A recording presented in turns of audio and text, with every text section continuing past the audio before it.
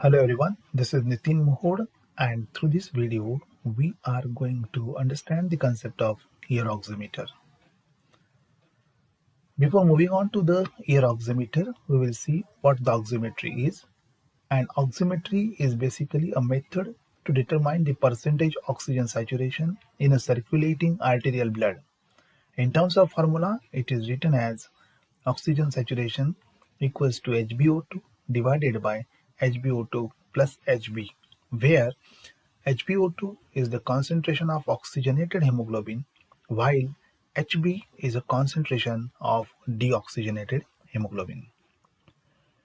Ear oximeter basically uses the transmission principle to measure the arterial oxygen saturation. And for that, it uses pinna, that is the outer ear, which acts here as a cuvette or sample. By increasing the flow of blood through the ear without appreciably increasing the metabolism, blood in the ear is made similar to arterial blood in composition.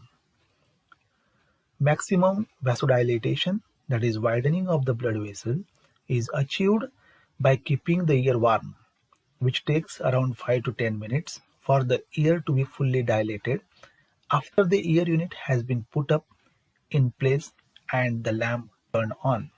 This is the method to be performed initially before actually measuring the percentage oxygen saturation in blood. So far the block diagram of your oximeter is concerned, here specifically the model 47201A HP is shown, and according to Merrick and Hayes in 1976, who have explained ear oximeter in detail, with which the percentage oxygen in blood can be measured. This measurement is independent of wide range of variables involved and does not involve patients in any calibration or standardization procedure. This is the important parameter so far this ear oximeter is concerned, because number of variables are involved in this measurement, but this measurement with this particular block diagram which is being devised by Merrick and Hayes is independent of wide range of variables involved, and that's why it does not involve the patient in any calibration or standardization procedures. This technique involves measuring the optical transmittance of the ear at 8 different wavelengths in the range of 650 to 1050 nanometers.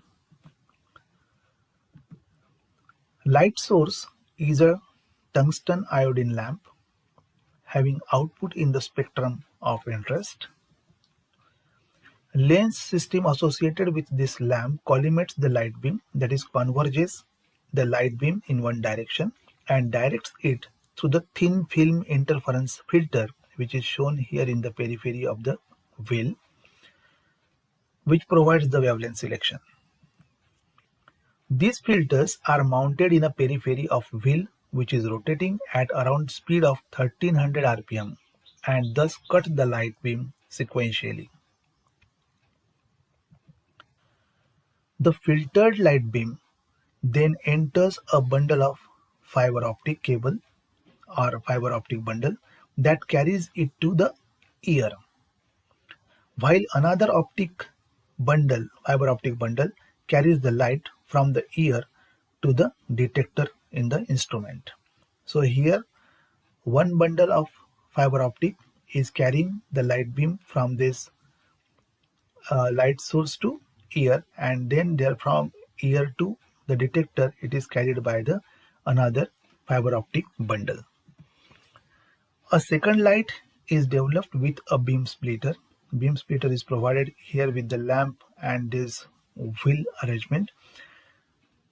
So second light path is developed with a beam splitter in the path of the collimated light beam near the source, which passes through the filter wheel and then through a fiber optic bundle directly to the detector. Means there are two light beams received by the detector for the same wavelength. Thus detector receives two light pulses for each wavelength. The processor takes the ratio of two pulses as the measured value. Here the central processor which is being used, that is for the computation purpose, and it takes the ratio of these two wavelengths. Hence, readings are compensated for any change in the spectral characteristics of the light source and the optical system.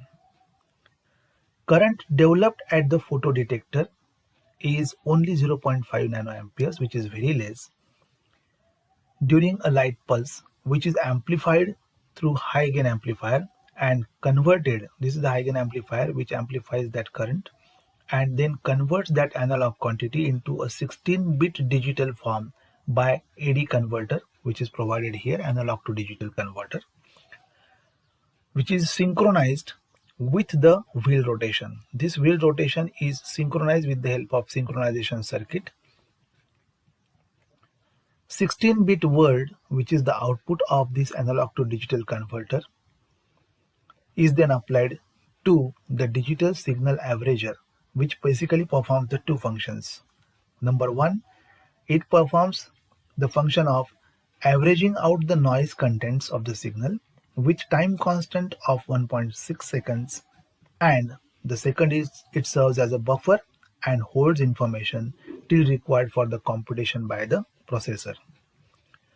Percentage oxygen saturation computation is done by 24-bit algorithm state machine, which is provided here, and the computation circuit also derives the quantity of total hemoglobin seen within the field of view of earpiece, and data is converted to BCD for display, that is binary coded decimal for display here at the display unit.